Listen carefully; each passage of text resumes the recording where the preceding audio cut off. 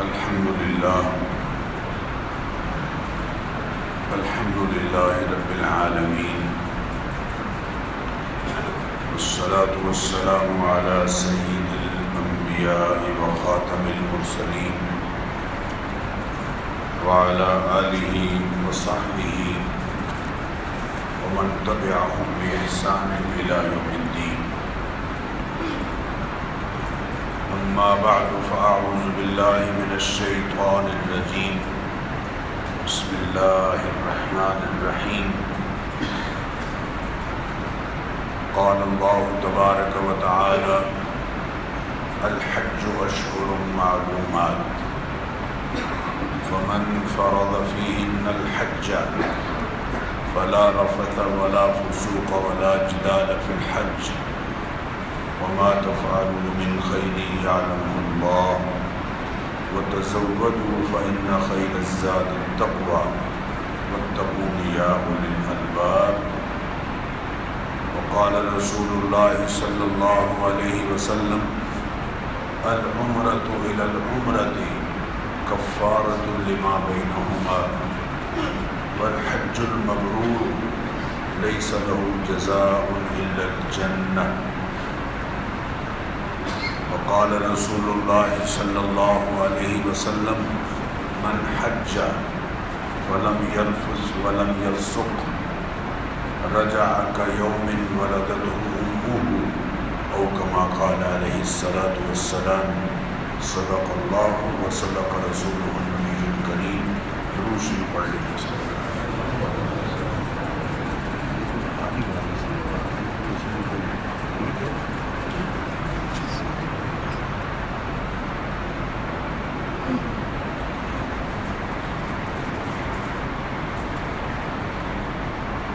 محترم بزرگوں اور عزیز بھائیوں، ملک بھر سے عازمین حج حرمین شریفین کی زیارت اور حج کی سعادت حاصل کرنے کے لیے سعودی عرب روانہ ہو رہے ہیں. اللہ تعالیٰ اپنے کرم اور فضل سے سب کے حج اور عمرے کو ان کے لیے آسان فرمایا اور قبول فرمایا. اس مناسبت سے آج کے خطبے میں حج کے حوالے سے چند بنیادی تعلیمات کا تذکرہ ہوگا. حج کا لفظی معنی قصد کرنا، ارادہ کرنا اور زیارت کے لیے جانا، جبکہ اصطلاح شرع میں حج ایسی سالانہ عبادت کو کہتے ہیں جو مخصوص مقامات پر مخصوص ایام میں مخصوص اعمال یا مناسک کی صورت میں ادا ہوتی ہے. ایام بھی مخصوص ہیں، مقامات بھی مخصوص ہیں اور اعمال یا مناسک بھی مخصوص ہیں. حج ارکان اسلام میں سے ایک اہم رکن ہے. قرآن کریم کی 6 آیات اور نبی کریم علیہ الصلاۃ والتسلیمات کے 100 کے قریب ارشادات میں حج کا تذکرہ ہے. قرآن کریم میں لفظ الحج 9 مرتبہ آیا ہے. حج کا عباداتی نظام اور ترتیب ملت ابراہیمی میں سب سے پہلے سیدنا ابراہیم علیہ السلام اور سیدنا اسماعیل علیہ السلام نے قائم کی. خانہ کعبہ کی تعمیر کے بعد اللہ تعالیٰ نے سیدنا ابراہیم علیہ السلام سے حکم فرمایا وَأَذِّن فِي النَّاسِ بِالْحَجِّ خانہ کعبہ 10 مرتبہ تعمیر ہوا ہے۔ ایک رائے کے مطابق خانہ کعبہ کی تعمیر 10 مرتبہ ہوئی ہے۔ سب سے پہلے فرشتوں نے تعمیر کیا، پھر سیدنا آدم علیہ السلام نے تعمیر کیا، پھر حضرت آدم علیہ السلام کے بیٹے حضرت شیث ابن آدم علیہ السلام نے تعمیر کیا، اور پھر چوتھی مرتبہ انہی بنیادوں پر سیدنا ابراہیم اور اسماعیل علیہ السلام نے تعمیر کیا۔ وَإِذْ يَرْفَعُ إِبْرَاهِيمُ الْقَوَاعِدَ مِنَ الْبَيْتِ وَإِسْمَاعِيلُ۔ القواعد قاعدہ کی جمع ہے، بنیادیں، وہیں سے بنیادیں اٹھائیں جو بنیادیں سیدنا آدم علیہ السلام کے زمانے سے چلی آ رہی ہیں۔ پھر 5ویں مرتبہ خانہ کعبہ کو عمالقہ نے تعمیر کیا، پھر 6ٹھی مرتبہ قبیلہ جرہم نے تعمیر کیا، اور 7ویں مرتبہ قصی بن کلاب نے تعمیر کرایا، اور 8ویں مرتبہ قریش نے وہ تعمیر کی جس میں حتیم کو الگ کر دیا گیا۔ نبی کریم علیہ الصلاۃ والتسلیمات نے بطور فیصل حجر اسود نصب کروایا۔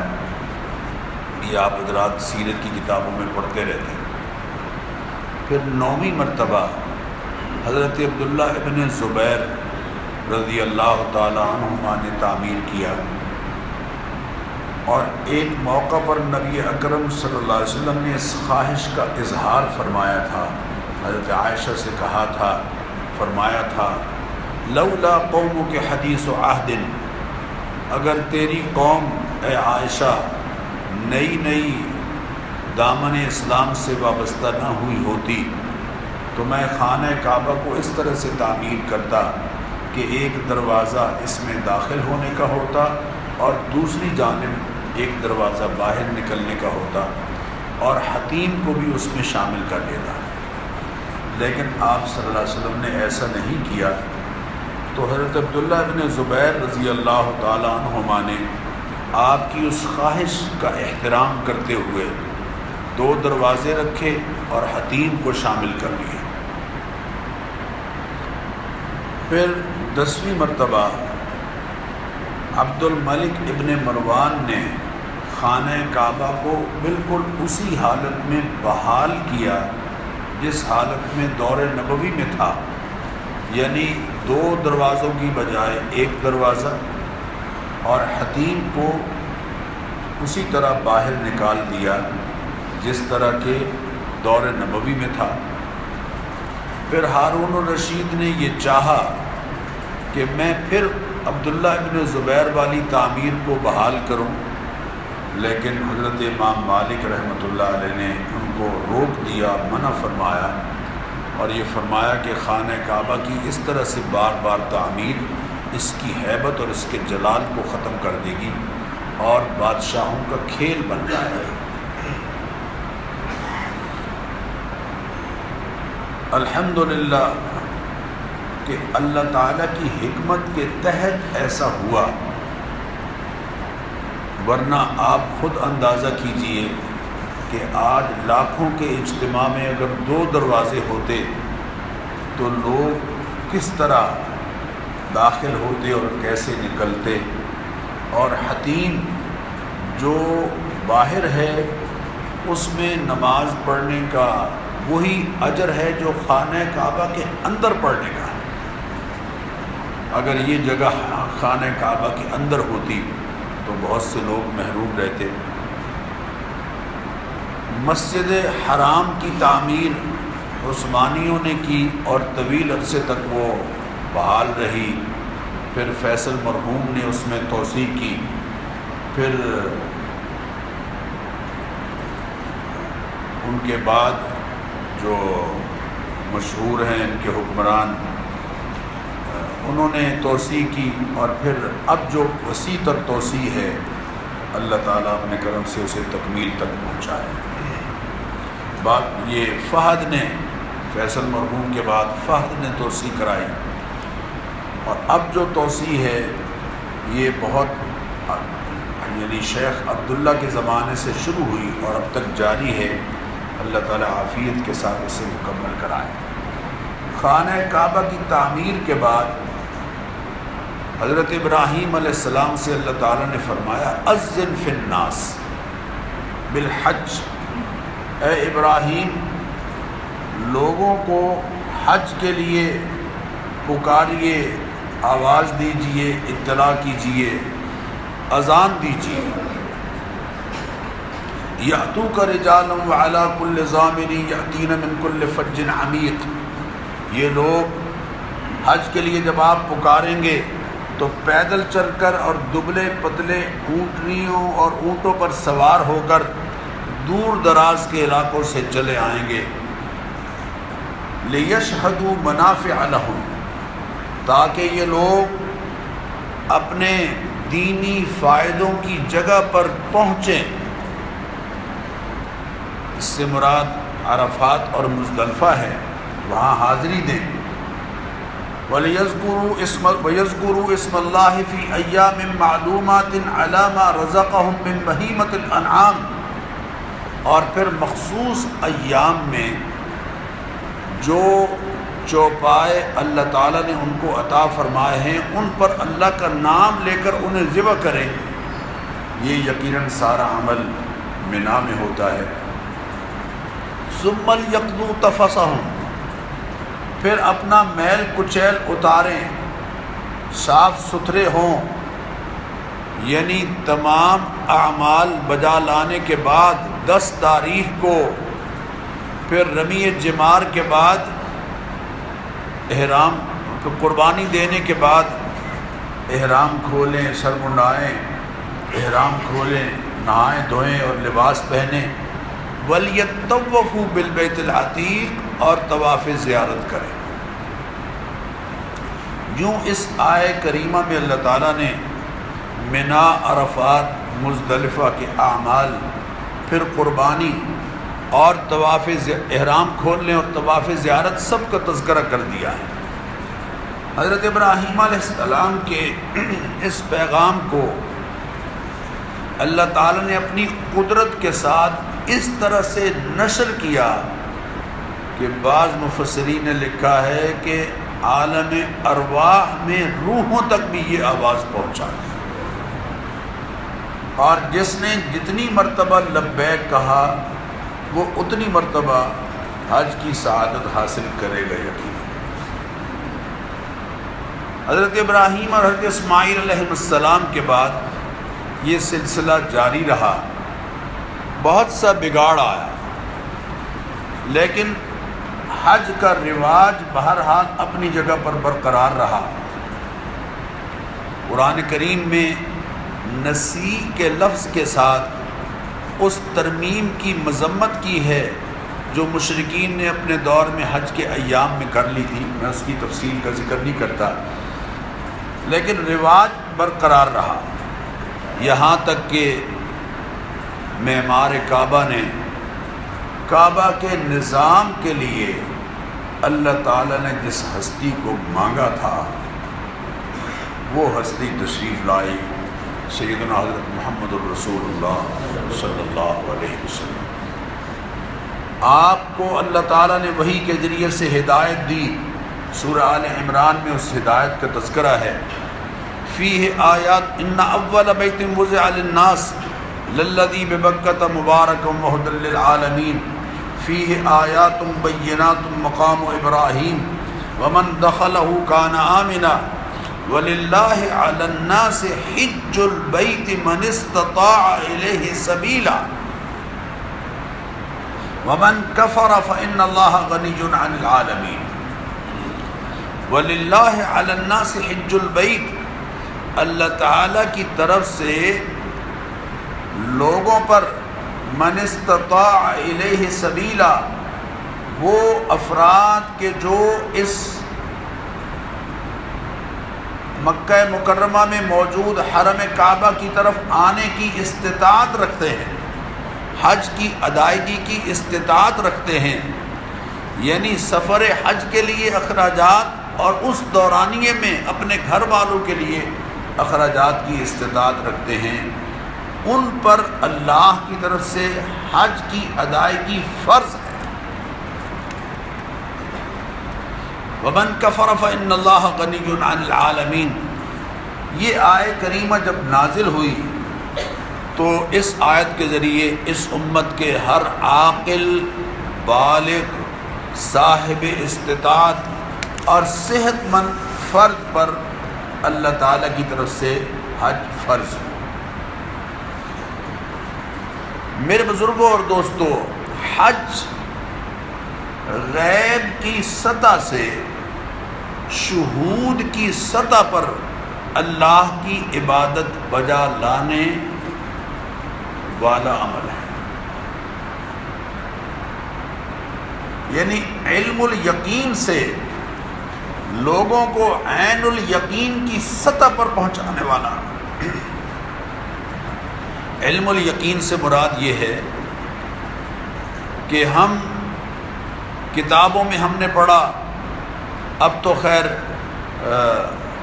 حرمین شریفین کی نمازیں ہم دیکھتے ہیں، مکہ مکرمہ میں بھی اور مدینہ منورہ میں بھی جو نمازیں ادا کی جا رہی ہیں، لیکن وہ بھی کسی حد تک علم الیقین ہے۔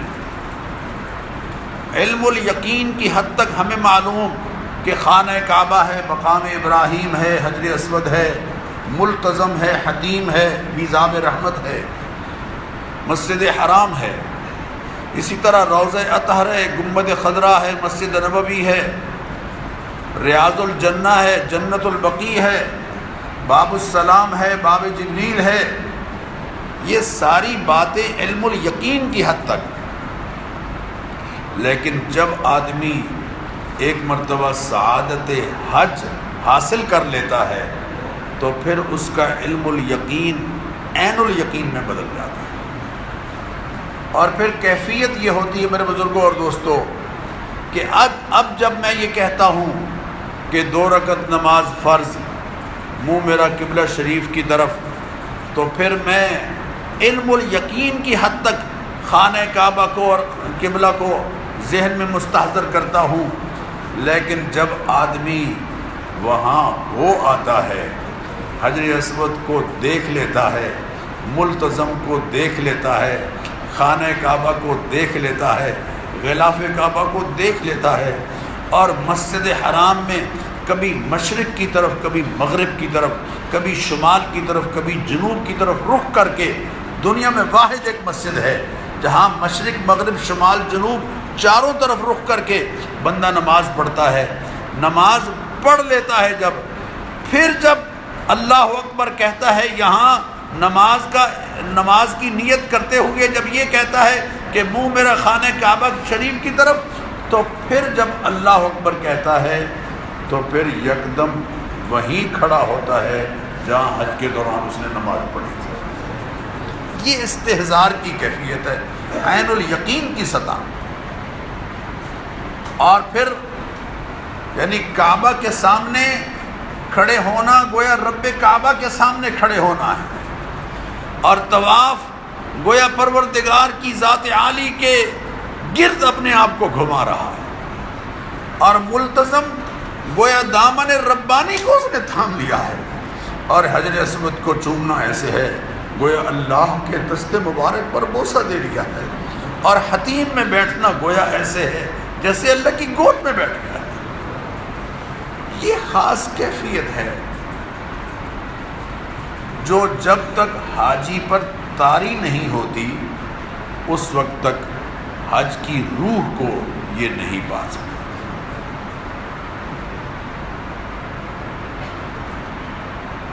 ہم لوگوں سے جب پوچھتے ہیں کہ ماشاءاللہ آپ حج کر کے آئے، کیسا رہا حج، کیسا رہا سفر، تو وہ یہ کہتے ہیں ہاں جی ماشاءاللہ بہت اچھا رہا، ہوٹل بڑا زبردست تھا، بڑا زبردست انتظام تھا، سبحان اللہ سبحان اللہ، کھانے کی کوئی دقت نہیں ہوئی، سواریاں بڑی اعلیٰ قسم کی ایئر کنڈیشن، 1000 میں سے شاید کوئی ایک ہو جس سے جب یہ پوچھتے ہیں کہ حج کیسا رہا تو وہ یہ بتایا کہ الحمدللہ طواف کرنے میں بڑا لطف آیا۔ میں نے اس حدیث پر عمل کیا جس میں حضور نے فرمایا کہ جو شخص 50 طواف کرتا ہے اللہ تعالیٰ اس کو جہنم سے آزادی کا سرٹیفکیٹ عطا کرتا ہے۔ میں نے رکن یمانی کے قریب سے گزرتے ہوئے خوب دعائیں کی، چونکہ حضور نے فرمایا کہ رکن یمانی پر 70,000 فرشتوں کا جمع غفیر ہوتا ہے اور دعا کرنے والے کی دعا پر وہ آمین کہتے ہیں۔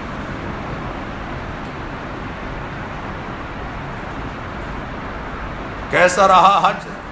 کہ جناب الحمدللہ میں نے پوری کوشش کی کہ اپنا زیادہ وقت خانہ کعبہ مسجد حرام کے اندر گزاروں، اور کچھ نہ کر سکوں تو کم از کم یہ کہ میں نے نگاہ اپنی خانہ کعبہ پر ٹکائے رکھی، خانہ کعبہ کو دیکھتا رہا مسلسل، چونکہ میں نے یہ بات سنی تھی کہ مسجد حرام میں 120 رحمتیں اللہ کی طرف سے اترتی ہیں، 60 ان پر اترتی ہیں جو طواف کر رہے ہوتے ہیں، اور 40 ان پر اتر رہی ہوتی ہیں جو نوافل پڑھ رہے ہوتے ہیں، اور 20 صرف ان پر اتر رہی ہوتی ہیں جو محبت سے خانہ کعبہ کو دیکھ رہے ہوتے ہیں۔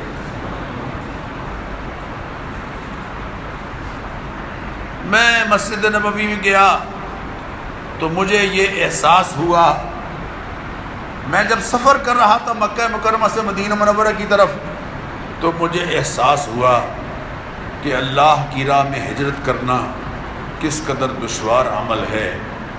صحابہ نے اور حضور اکرم صلی اللہ علیہ وسلم نے اس سفر کو کیسے گزارا۔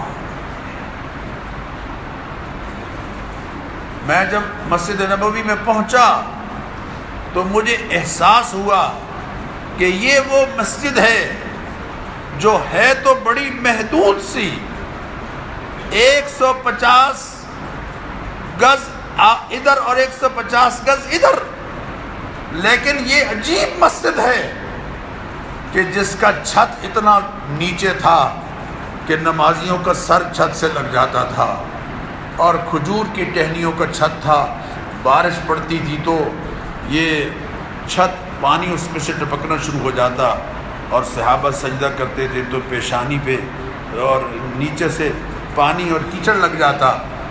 لیکن یہ وہ مسجد ہے کہ جس سے وہ نور پھیلا ہے جس نے پوری دنیا کو روشن کر دیا۔ میں جب احد کی زیارت کے لیے گیا، جبل احد کی، تو مجھے یہ احساس ہوا کہ اللہ کے نبی کا ایک حکم غیر ارادی طور پر ٹوٹنے کا نتیجہ یہ ہے کہ 70 سے زیادہ قیمتی افراد قربان ہو گئے، اور نبی اکرم صلی اللہ علیہ وسلم کے جسم اطہر کا وہ خون زمین میں پیوست ہوا کہ جس کا ایک ایک قطرہ ساری کائنات سے زیادہ قیمتی۔ میں جب غار حرا پہ گیا تو مجھے احساس ہوا کہ وحی کی روشنی کے بغیر انسان کی ہدایت ممکن نہیں۔ مطلب یہ کیفیات ہیں جو حاجی پر اگر طاری نہیں ہو، میں تفصیل میں نہیں جا رہا، نہیں طاری ہوتی تو یقین کیجئے یہ سیاحت تک رہتا ہے، حالانکہ حج سیاحت کا نہیں عبادت کا سفر ہے، یہ راحت کا نہیں مشقت کا سفر ہے۔ نبی کریم علیہ الصلاۃ والتسلیمات پر قرآن و حدیث میں حج کے بارے میں ہدایات آپ صلی اللہ علیہ وسلم کے ذریعے سے امت کو ملی۔ مثلا سورہ بقرہ میں فرمایا الحج اشہر معلومات، حج کے مخصوص مہینے ہیں، شوال، ذوالقعدہ اور ذی الحجہ، یہ حج کے مہینے ہیں۔ حج کے مہینے ان کو کیوں کہا گیا، ذرا سمجھیے بات۔ ان مہینوں میں دو باتیں ان کی وضاحت ضروری ہے۔ ایک تو یہ کہ لوگوں کے ہاں یہ مشہور ہے کہ جو ان مہینوں میں عمرہ کر لے اس پر حج لازم ہوتا ہے، یہ غلط مشہور ہے۔ حج اس پر فرض ہے جو صاحب استطاعت ہے۔ اگر کوئی شخص عمرہ کرنے گیا اور ان ایام میں اس نے یعنی شوال میں یا ذوالقعدہ میں اس نے عمرہ کیا، چونکہ 5 ایام ہیں جن میں عمرہ کرنا منع ہے، 5-6 ایام، باقی عمرہ کرنا سارا سال بالکل جائز ہے۔ عمرہ کرنے گیا لیکن حج کی استطاعت نہیں رکھتا تو اس پر حج فرض نہیں ہوتا۔ اور دوسری بات یہ کہ جو ان مہینوں میں عمرہ کر لے اس کے لیے پھر لازم ہے کہ وہ حج افراد کرے گا، اگر وہ حج قران کرے تو اس پر دم لازم آتا ہے۔ ان دونوں باتوں کی وضاحت ضروری ہے، اس لیے کہ وہ حج افراد جب کرے گا تو ان مہینوں میں اس کا کیا ہوا عمرہ اس کے حج کے ساتھ مل جائے گا، اور یوں وہ حج تمتع کہلائے گا، اور حج تمتع نصیب ہونے کے نتیجے میں وہ اللہ کے ہاں دم شکر دے گا، جس کو ہم حج کی قربانی کہتے ہیں۔ الحج اشہر معلومات فمن فرض فیہن الحج فلا رفث ولا فسوق ولا جدال فی الحج فمن فرض فیہن الحج، جس نے ان مہینوں میں حج کی ادائیگی کا پختہ عزم کر لیا، فلا رفث، اس کے لیے اب یہ لازم ہے کہ وہ دوران سفر حج کوئی فحش حرکت نہ کرے۔ میرے بزرگوں اور دوستوں، خدا را اس بات کو ذہن میں رکھیے کہ جیسے وہاں مسجد حرام میں 1 مرتبہ سبحان اللہ کہنے پر 1,00,000 مرتبہ سبحان اللہ کہنے کا اجر ملتا ہے، ایک نماز ایک سجدہ کرنے پر 1,00,000 سجدہ کرنے کا ثواب ملتا ہے، ایک نماز جنازہ میں شریک ہونے پر 1,00,000 احد پہاڑ کے برابر نیکیاں نصیب ہوتی ہیں۔ اور اگر ایک نماز کے دوران 7 میتیں آئی ہیں اور نماز جنازہ ادا ہوئی ہے تو 7,00,000 احد پہاڑ کے برابر نیکیاں چند لمحات میں اللہ نے عطا فرما دی۔ لیکن اس کے ساتھ ساتھ وَمَن يُرِدْ فِيهِ بِإِلْحَادٍ بِظُلْمٍ نُذِقْهُ مِنْ عَذَابٍ أَلِيمٍ، جو حدود حرم کے اندر یرد فیہ بِإِلْحَادٍ گناہ کا ارادہ بھی کرتا ہے، نُذِقْهُ مِنْ عَذَابٍ أَلِيمٍ، ہم اسے دردناک عذاب چکھائیں۔ یہاں گناہ کے ارادے پر رعایت ہے جب تک اس کا ارتکاب نہ ہو، جہاں اللہ کے ہاں حدود حرم میں اجر زیادہ ہے وہاں ساتھ ہی گرفت بھی زیادہ ہے۔ وَمَن يُرِدْ فِيهِ بِإِلْحَادٍ بِظُلْمٍ نُذِقْهُ مِنْ عَذَابٍ أَلِيمٍ، قرآن کریم کی آیت۔ لا رفث، حج کے دوران کوئی فحش حرکت نہیں کرنی ہے۔ الحج المبرور الذي لا يخالطه الاثم، الذي لا يخالطه اثم، حج مبرور وہ ہے جس میں کوئی گناہ نہ ہوا ہو، ایک معنی یہ ہے، اور دوسرا معنی یہ کہ حج مبرور وہ ہے کہ جس کے بعد انسان اپنی زندگی میں تبدیلی لے آئے، مثبت اور پازیٹیو چینج۔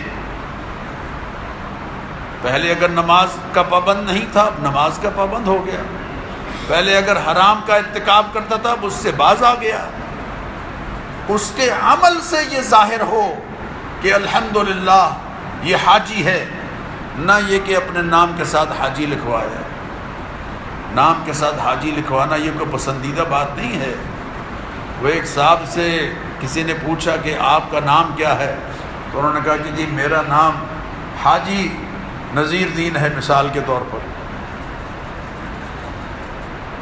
تو انہوں نے کہا اچھا ماشاءاللہ بڑا اچھا نام۔ جی آپ کا کیا نام ہے؟ انہوں نے کہا میرا نام ہے نمازی کریم دین۔ یہ کیسا نام کہ بندے خدا تو زندگی میں 1 مرتبہ حج کر کے آیا، تو تیرے نام کے ساتھ حاجی لگ گیا، میں تو 5 مرتبہ نماز پڑھتا ہوں، میرے نام کے ساتھ نمازی کیوں نہیں لگ سکتا؟ انسان کے عمل سے، انسان کی شخصیت سے، انسان کے کردار سے اور انسان کے رویوں سے یہ بات ظاہر ہو کہ یہ الحمدللہ سعادت حج حاصل کر چکا ہے، اس کے اندر تبدیلی ہو، اخلاق میں، رویوں میں، برتاؤ میں، اس میں تحمل، اس میں برداشت، اس 2 غینوں سے بچتا ہوا، ایک غصہ اور ایک غیبت، یہ 2 غینے غصہ اور غیبت حج کو برباد کر کے رکھ دیتی۔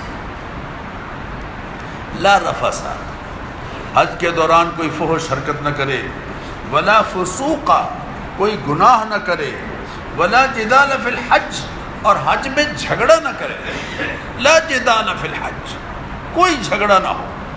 وما تفعلوا من خیر یعلمہ اللہ، یہ اصول ہے جو اللہ تعالیٰ نے بیان کیا۔ وما تفعلوا من خیر یعلمہ اللہ، خیر کا جو کام بھی تم کرتے ہو، دن میں یا رات میں، صبح میں یا شام میں، پاکستان میں یا سعودی عرب میں، گھر میں یا باہر، دفتر میں یا عمومی زندگی میں، کہیں بھی انفرادی اور اجتماعی طور پر تم کرتے ہو خیر کا کام، یعلمہ اللہ، اللہ اس کو خوب جانتا ہے۔ تمہاری زکوٰۃ، تمہاری خیرات، تمہارے صدقات، تمہارے رویے، تمہارے برتاؤ، تمہارا خلق خدا کے ساتھ میل جول، اس سب کو اللہ واچ کر رہے ہیں۔ ان اللہ کان علیکم رقیبا، اللہ تم پر کڑا نگران ہے۔ ان ربک لبالمرصاد، وہ گھات لگائے ہوئے ہیں۔ اللہ اکبر، اللہ، ان بطش ربک لشدید، اللہ اکبر۔ وَتَزَوَّدُوا فَإِنَّ خَيْرَ الزَّادِ التَّقْوَىٰ وَاتَّقُونِ يَا أُولِي الْأَلْبَابِ۔ ارشادات نبوی میں غور کیجئے، حج کو بنیادی ارکان اسلام میں سے ایک رکن قرار دیا گیا ہے۔ حضور نے فرمایا بنی الاسلام علی 5، اسلام کی بنیاد 5 چیزوں پر ہے۔ شہادت ان لا الہ الا اللہ وان محمد الرسول اللہ، اللہ تعالیٰ کی وحدانیت اور نبی کریم علیہ الصلوۃ والتسلیمات کی رسالت کا اقرار اور اظہار، وإقام الصلاۃ، نماز کی ادائیگی، وإیتاء الزکوٰۃ، زکوٰۃ کی ادائیگی، وحج البیت، اور حج بیت اللہ کی ادائیگی، وصوم رمضان، اور رمضان کے مہینے کے روزے۔ پھر نبی اکرم صلی اللہ علیہ وسلم نے خطاب فرمایا، ذرا غور کیجئے، فرمایا ایھا الناس، اے لوگو، قد فرض اللہ علیکم الحج فحجوا، اللہ نے تم پر حج فرض کیا ہے، حج ادا کرو۔ من حج للہ، اور جس نے اللہ کی رضا کے لیے حج ادا کیا، ولم یرفث، اور کوئی فحش بات اس دوران نہیں کی، ولم یفسق، اور اللہ کی نافرمانی کا کوئی کام نہیں کیا، خرج من ذنوبہ کیوم ولدتہ امہ، تو اللہ تعالیٰ اپنے اللہ کی نافرمانی والے جتنے گناہ تھے جو اس نے کیے ہیں، ان سے اس کو ایسے پاک کر دیتا ہے جیسے دنیا میں آج ماں کی گود میں پیدا ہوا۔ والعمرۃ الی العمرۃ کفارۃ لما بینہما، اور الحج المبرور لیس لہ جزاء الا الجنہ، حج مبرور کی جزا جنت ہے۔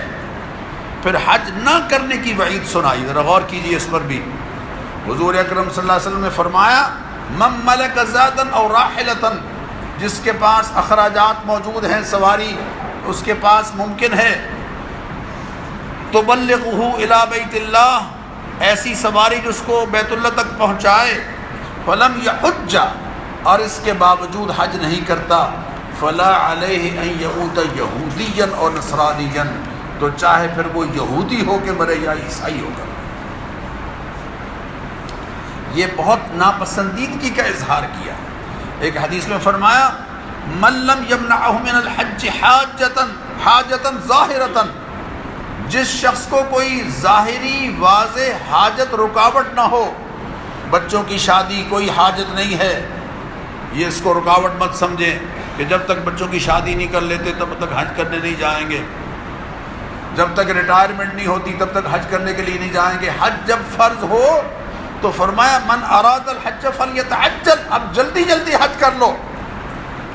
اس کو مؤخر نہ کرتے رہنا، ہو سکتا ہے کہ بعد میں تم بیمار ہو جاؤ اور اس سعادت سے تم محروم رہ جاؤ۔ من لم یمنعہ من الحج حاجۃ ظاہرۃ اور سلطان جائر، یا کوئی ظالم حکمران اس کو روک دے، اور مرض حابس یا سخت بیماری اس کو روک دے، یہ رکاوٹیں نہ ہوں، فمات ولم یحج، اور مر گیا اور حج نہیں کیا، فلیمت ان شاء یہودیا اور ان شاء نصرانیا، تو پھر جائے یہودی ہو کے مرے یا عیسائی ہو کے۔ حضور اکرم صلی اللہ علیہ وسلم نے اس بات کو ناپسند فرمایا کہ حج کی فرضیت کے بعد آدمی حج ادا نہیں کرتا، اس کو پہلی فرصت میں حج ادا کرنا چاہیے۔ بلکہ عورتوں سے فرمایا، حضرت عائشہ فرماتی ہیں استاذنت النبی صلی اللہ علیہ وسلم فی الجہاد، میں نے نبی اکرم صلی اللہ علیہ وسلم سے اجازت طلب کی کہ جہاد کے سفر میں میں بھی نکلوں ساتھ، تو آپ نے ارشاد فرمایا جہاد کن الحج، تمہارا حج جہاد حج ہے، تمہارا جہاد حج ہے۔ اللہ اکبر۔ اور حج کی فرضیت کو واضح کرتے ہوئے فرمایا الحج مرۃ، حج ایک مرتبہ فرض ہے۔ لیکن سنیے،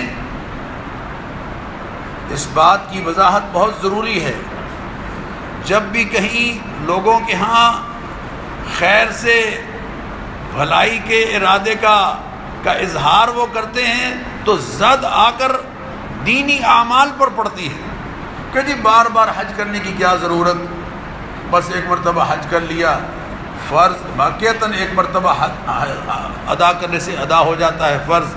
لیکن نبی اکرم صلی اللہ علیہ وسلم کا عمل ہجرت سے پہلے اور ہجرت کے بعد کیا رہا ہے، سن لیجئے۔ ہجرت سے پہلے سنن ترمذی اور سنن ابن ماجہ میں یہ ہے کہ 2 حج آپ نے ادا کیے، جبکہ بعض محدثین کا قول ہے کہ جتنا عرصہ اعلان نبوت کے بعد نبی اکرم صلی اللہ علیہ وسلم مکہ مکرمہ میں رہے ہیں، ہر سال آپ حج کیا کرتے ہیں۔ جب مدینہ منورہ میں تشریف لائے تو کفار نے آپ کو حرم میں آنے سے روک دیا، رکے رہے، عمرہ کرنے 4 عمرے کیے نبی اکرم صلی اللہ علیہ وسلم نے، عمرہ کرنے آئے، روک دیا گیا، اگلے سال عمرۃ القضاء ادا کرنے کے لیے آئے۔ حج کی فرضیت کا جب حکم نازل ہوا تو نبی اکرم صلی اللہ علیہ وسلم نے یعنی جب مکہ فتح ہوا سن 8 ہجری میں، اور سن 8 ہجری اور 9 ہجری میں آپ حج کے لیے نہیں آئے، بلکہ سیدنا صدیق اکبر رضی اللہ تعالیٰ عنہ کو 300 صحابہ کی قیادت کرتے ہوئے ان کو روانہ کیا کہ جائیں آپ حج کے لیے، اور حضرت علی کرم اللہ وجہہ کو بعد میں بھیجا کہ آپ جا کے 2 اعلان کروائیں۔ ایک اعلان یہ کہ لا یحج بعد العام مشرک، آئندہ کوئی کافر حج کے لیے حدود حرم میں داخل نہیں ہوگا، ولا یطوف بالبیت عریان، اور بیت اللہ کا طواف آئندہ کوئی ننگے نہیں کرے گا۔ قریش کے علاوہ باقی لوگ رات میں اندھیرے میں ننگے طواف کیا کرتے تھے، مرد، روک دیا گیا۔ پھر نبی کریم علیہ الصلاۃ والتسلیمات سن 10 ہجری میں تشریف لائے اور حج کا ارادہ کیا، اور تمام قبائل میں اطلاعات بھجوائی گئی، اور زیادہ سے زیادہ لوگ قرب و جوار سے ارد گرد سے جمع ہوئے، اور تاکہ نبی کریم علیہ الصلاۃ والتسلیمات کے ذریعے سے اعمال حج سیکھ سکیں۔ مدینہ منورہ سے جب آپ روانہ ہوئے، 25 ذوالقعدہ کو مدینہ منورہ سے روانہ ہوئے، مدینہ منورہ اور اس قرب و جوار سے 1 لاکھ افراد آپ کے ساتھ چلے۔ جب مکہ پہنچے تو 1.25 لاکھ ہو چکے۔ 25 ذوالقعدہ کو روانہ ہوئے اور 4 ذوالحجہ کو 9 دنوں کے سفر کے بعد آپ یہاں پہنچے، اور آپ کی زبان مبارک پر تلبیہ جاری تھا، اور آپ دائیں دیکھتے تو تا حد نگاہ، اور بائیں دیکھتے تو تا حد نگاہ، اور آگے دیکھتے پیچھے دیکھتے، ہر طرف لوگ ہی لوگ تھے، اور سب کی زبانوں پر ایک ترانہ تھا، لبیک اللہم لبیک لبیک لا شریک لک لبیک ان الحمد والنعمت لک والملک لا شریک لک۔ میرے بزرگوں اور دوستوں، میں آپ سے درخواست کروں گا، یقین کیجئے اعمال روح سے محروم ہو گئے ہیں. اعمال صرف حج کرنے والا یا عمرہ کرنے والا اس ترانے پر ذرا اگر غور کر کے اس کو پڑھے. عمرہ کرنے والا گھر سے روانہ ہوتا ہے، احرام کی پابندیاں جب شروع ہو جاتی ہیں تو تلبیہ شروع ہو جاتا ہے. جہاز میں چڑھتے ہوئے تلبیہ، اترتے ہوئے تلبیہ، جدہ میں تلبیہ، خانہ کعبہ مکہ مکرمہ کی طرف بڑھتے ہوئے تلبیہ، اور جب تک وہ طواف شروع نہیں کرتا تب تک تلبیہ جاری رہتا ہے. اسی طرح حاجی جب احرام باندھتا ہے تلبیہ شروع ہو جاتا ہے. منا میں تلبیہ، عرفات میں تلبیہ، مزدلفہ میں تلبیہ. مزدلفہ سے واپس آ کر 10 تاریخ کو مزدلفہ سے واپس آ کر 10 تاریخ کو جب تک وہ رمی نہیں کرتا تب تک تلبیہ جاری رہتا ہے. اس تلبیہ کے الفاظ پر اگر کوئی غور کر لے تو یقین کیجئے اس کے حج کی کیفیت بدل سکتی ہے. اور وہ کیا ہے؟ لبیک اے اللہ میں حاضر ہوں، اللہم لبیک اے اللہ میں سارے گناہوں کے ساتھ حاضر ہوں. لبیک اے اللہ میں سب کچھ چھوڑ چھاڑ کے تیرے در پر اپنی ساری غلطیوں کو معاف کرانے کے لیے حاضر ہوں. لبیک ہاں میں واقعتاً حاضر ہوں. لا شریک لک تیرا کوئی شریک نہیں. 2 مرتبہ یہ اقرار کہ تیرا کوئی شریک نہیں، اور ہر تلبیہ میں 4 مرتبہ یہ کہنا کہ میں حاضر ہوں. اس کے باوجود غیر حاضر ہوں. میں طواف کر رہا ہوں، میں خانہ کعبہ کی طرف بڑھ رہا ہوں اور میں کہہ رہا ہوں یا اللہ لبیک میں حاضر ہوں، لیکن حاضر میں اپنے دفتر میں ہوں، حاضر میں اپنے گھر میں ہوں. میں درخواست کروں گا ان لوگوں سے جو حج اور عمرے کے لیے جا رہے ہیں کہ خدا را اس تلبیہ کے الفاظ کو ذہن میں مستحضر رکھ کر پڑھیے. غلاف کعبہ کے ساتھ جب چمٹے ملتزم کے ساتھ چمٹے تو اس استحضار کے ساتھ کہ میں نے اپنے رب کے دامن سے چمٹ گیا. غلاف کعبہ سب سے پہلے حضرت اسماعیل علیہ السلام نے، تاریخ کے حوالے میں ہے کہ سب سے پہلے حضرت اسماعیل علیہ السلام نے چڑھایا، پھر عدنان نے، پھر سرخ رنگ کا دھاری دار یمنی کپڑے کا غلاف یمن کے سربراہ اسعد حمیری نے. نبی کریم علیہ الصلوۃ والتسلیمات سے 200 سال پہلے حضور اکرم صلی اللہ علیہ وسلم فرمایا کرتے تھے کہ اسعد حمیری کا تذکرہ خیر کے ساتھ کیا کرو. پھر قبیلے قریش کے مختلف خاندانوں نے باری باری، پھر نبی کریم علیہ الصلوۃ والتسلیمات کی دادی صاحبہ کے بیٹے حضرت عباس گم ہو گئے تھے، تو دادی نے نظر مانی تھی کہ بیٹا مل گیا تو میں غلاف چڑھاؤں گی. خانہ کعبہ پر سفید رنگ کا غلاف چڑھایا. پھر فتح مکہ کے بعد غلاف ایک مرتبہ جل گیا، وہ خوشبو والا یوں گزر رہا تھا، چنگاری اٹھی جل گیا. نبی کریم علیہ الصلوۃ والتسلیمات نے غلاف چڑھایا. پھر دور نبوی میں اور پھر دور صدیقی میں یمن سے کپڑے آتے تھے، دور فاروقی اور دور عثمانی میں مصر سے کپڑے آتے تھے. حجاج بن یوسف نے ریشمی غلاف چڑھایا. پھر 466 ہجری میں ہندوستان سے غلاف بن کر گیا اور چڑھایا گیا. پھر 750 ہجری میں مصریوں نے ذمہ لے لیا. پھر مامون الرشید نے سفید رنگ کا غلاف، محمود غزنوی نے زرد رنگ کا غلاف، اور مصر کے فاطمی سفید رنگ کا غلاف، اور خلیفہ ناصر عباسی نے سبز رنگ کا غلاف، اور پھر سیاہ رنگ کا غلاف. 761 ہجری میں مصر کے سلطان حسن نے آیات لکھوانی شروع کی. 1928 میں امرتسر سے تیار ہو کے گیا، پھر پاکستان سے ایک دفعہ تیار. اب باقاعدہ ایک فیکٹری بن گئی ہے جس میں غلاف کعبہ تیار ہوتا ہے. جو لوگ حج پر جا رہے ہیں میں ان سے درخواست کروں گا جو عمرے پر بھی جاتے ہیں کہ خدا را اس سفر کو ذہنی استحضار کے ساتھ، ذہنی استحضار کے ساتھ کریں گے تو پھر انشاءاللہ العزیز وہ بامقصد بھی ہوگا، اور اس کو واپس بچا بچا کے ساتھ لے آئیں، بلکہ ساتھ حج کو بچا بچا کر قبر میں لے گئے تو پھر انشاءاللہ نجات ہے۔ وآخر دعوانا الحمدللہ۔